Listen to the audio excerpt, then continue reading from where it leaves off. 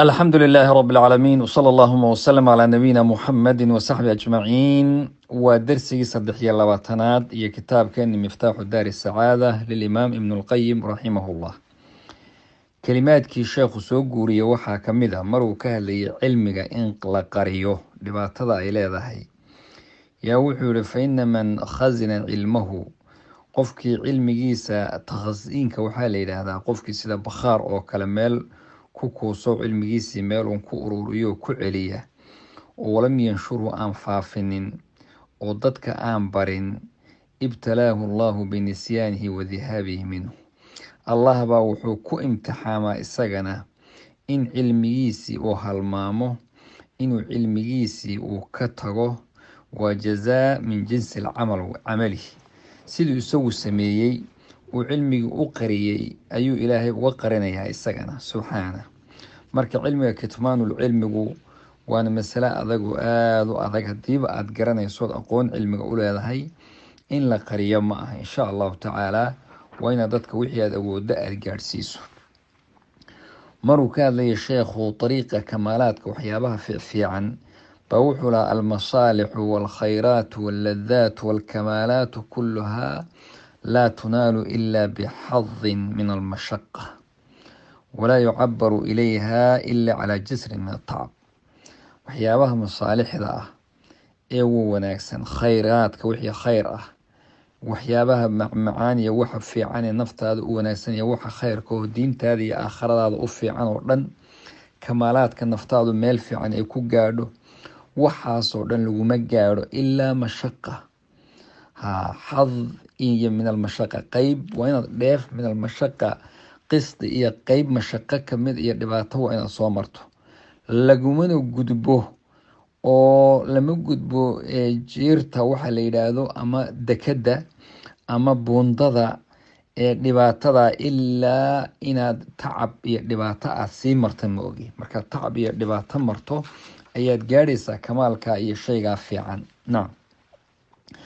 maruu sheekhu ka hadlayay waxyaabaha alcataaya waxa laysi siiya kuwa ugu fadli badan, yaa wuxuu lahaa man adraka alcilm, qofkii ilaahay subxaanahu watacaala cilmi uu baro, lam yadurahu maa faatahu bacda idraaki. yacni mar haddaad cilmi aada baratay, cilmiga intaad ku mashquulsanayd wixii ku dhaafo oo dhani ku dhibi maayo. dadka qaar baa maxaan u shaqaysan waayey, maxaan kan u qabsan wey. dad baa waxay ku leeyihin intaad masaajidka dhex fadhiday maxaad wax u qabsan weyey, kheyrkaa waxbay qabsadeen, kana la sameeyey. marka waxba hau murugoonin. cilmi haddaad baratay adigaa wax ka fiican. midda kale adigaa qani ah oo waxaagii kula socdaayo xitaa qabriga kula gelaya, laakiin kan waa faqiir, berri bay dhaafi karaan insha allahu tacaala. waa ka la yidhahda xooluhu waa harkii labadiisa gelin weeyaan.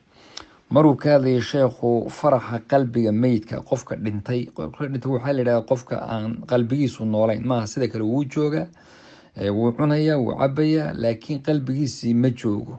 yaa wuxuu yihi wa amaa dhimashada qalbigu waa inuu qofku helo farxad cinda dafrihi bidembi. markuu dembiga uu gaadho ayuu farxad dareemay. mar alla markaa dembigii gaadho oo wixii macaasidii gacanta aada ku dhigto, mathalan xooluu dhacaya, xoolihii markuu dhaco uu gacanta ku dhigo farxad u dareemaya.